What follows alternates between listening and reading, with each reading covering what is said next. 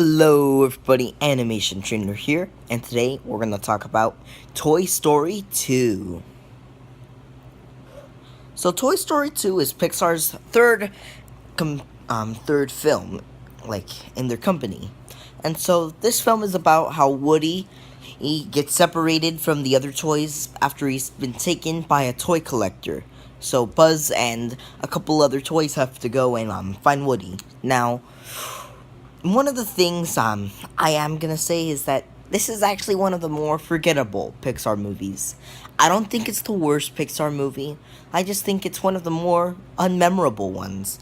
This and another film I'll talk about when I get to that film are just really forgettable. Not exactly like it's not exactly a bad thing. In fact, I still really do enjoy this movie. It's just when I think about Toy Story, I think about the first film and then the third one. I never really think about the second one at all. And I can see why. I'm honest, out of all three Toy Story films, I definitely say that this is the weakest. Reason for that is the story.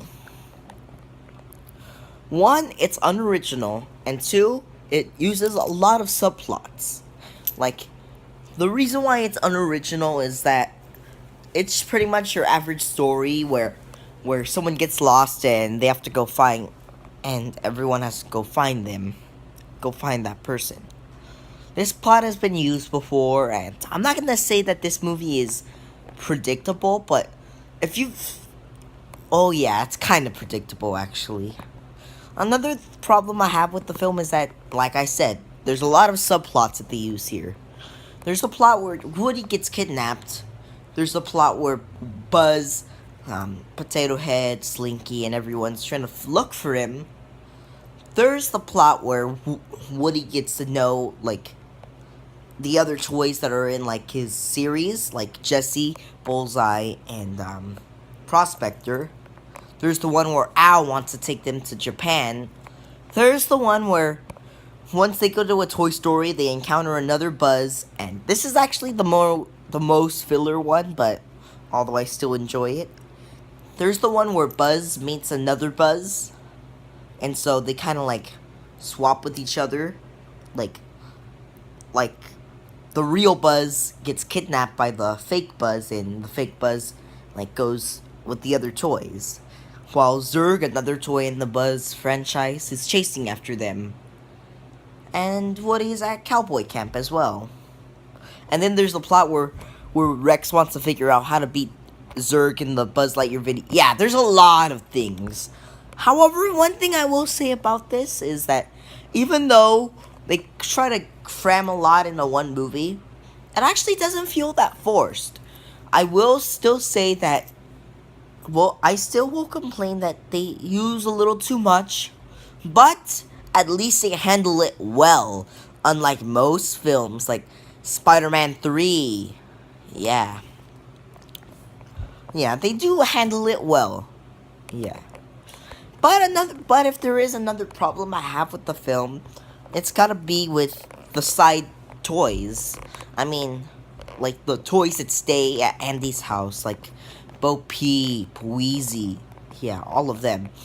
I mean, unlike with the first film, in the first film, they at least go back to the other characters to while everything's going on, we get to see what's going on with everyone. Here, they don't even cut back at all. Once Buzz leaves on his Buzz and the other toys go to go find Woody, we don't see that again until towards the end of the film. Yeah. But if there is one character I have a major problem with, it's Wheezy. I mean, alright, let me just say this. I've actually saw Toy Story 3 before the first two. And when they were talking about how a bunch of toys are no longer in that movie, they mentioned Wheezy as well. So, we're supposed to care that we're supposed to have emotion aw, what happened and stuff. They did that with Bo Peep, the sketching guy, and Mr. Spell. But at least we get to know those three characters. But with Wheezy, all we get to know is that his squeaker is broken, and then towards the end of the film, oh, his squeaker is back. He literally has like maybe 3 minutes of screen time, and that's it. That's it. Yeah. Also, spoiler alert: Prospector is one of the weakest Pixar villains. I will say that they do a good job of hiding it, but I don't think that he was well portrayed as the villain. I mean, he wasn't well executed. I mean, literally, he gets defeated like real quick, like towards the end.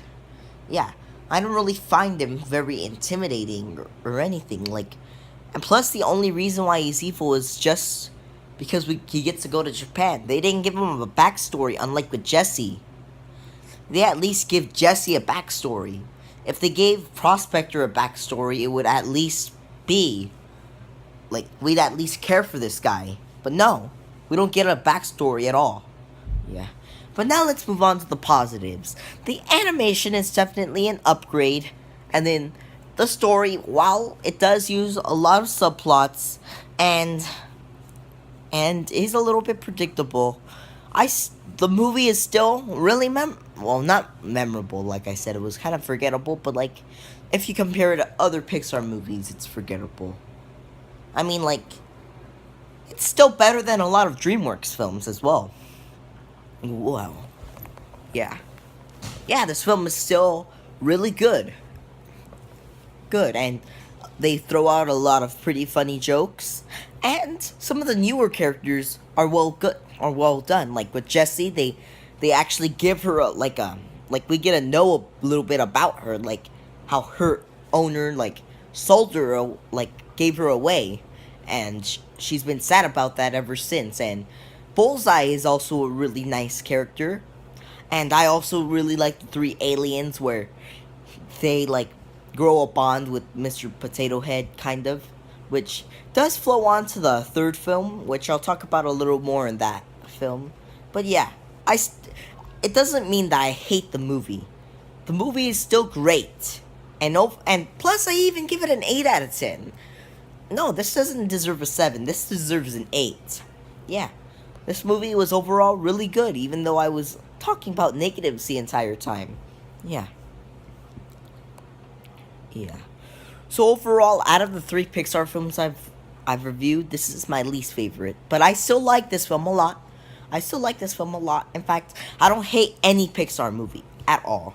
So, well, thanks for watching, and I'll see you guys in the next episode. So, goodbye.